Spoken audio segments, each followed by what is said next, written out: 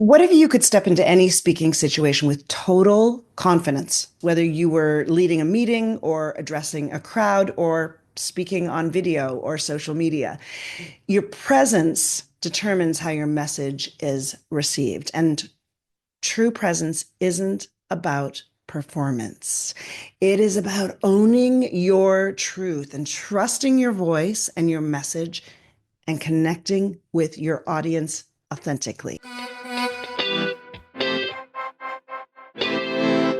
In this first video of a 10-part series called Magnetic Speaking, I'm going to give you some skills and tools to help you be magnetic and authentic no matter what the circumstances. We'll consider your unique speaking superpower and help you learn to reframe nerves into energy and then shift the focus away from self-consciousness so you can show up fully and powerfully, no matter what.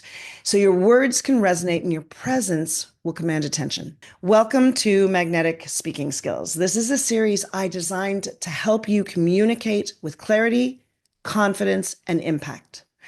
I'm Lisa Lacroix. I'm a speaking and relational coach and an integral communication skills trainer. Sometimes I call myself a communication muse. And today we're going to dive into one of the most foundational aspects of communication: presence, how you bring your full and authentic self.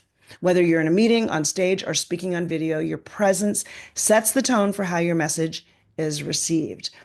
But one of the biggest challenges I've seen people face when they're working on this skill set is that as soon as the camera is on or all eyes are on them, people tend to freeze up and put themselves in a much smaller box than their natural presence. So many of the skills I teach my speaking skills clients have to do with finding and reconnecting with who they really are. So when they speak, it's coming from a place of natural power.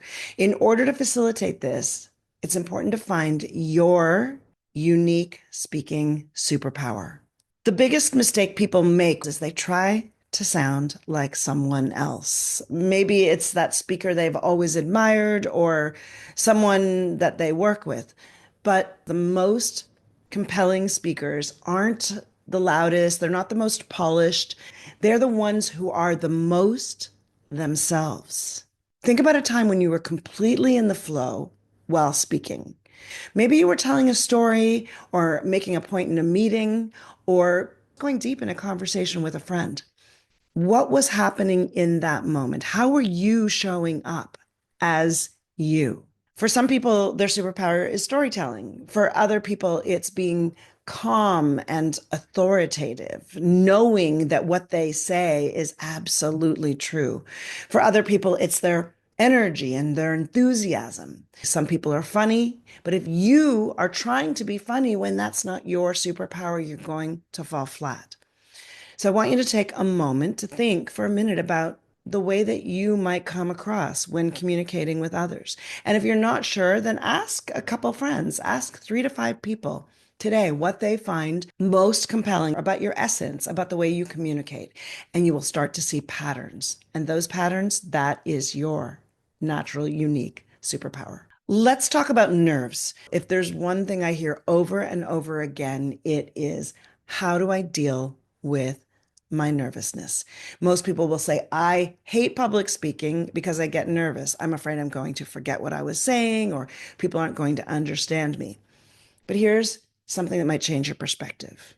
Nerves and excitement are the activation of the same systems in your body. Nervousness and excitement have the same physiological responses.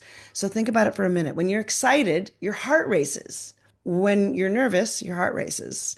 When you are excited, maybe you get some butterflies in your stomach. And when you're nervous, you get butterflies.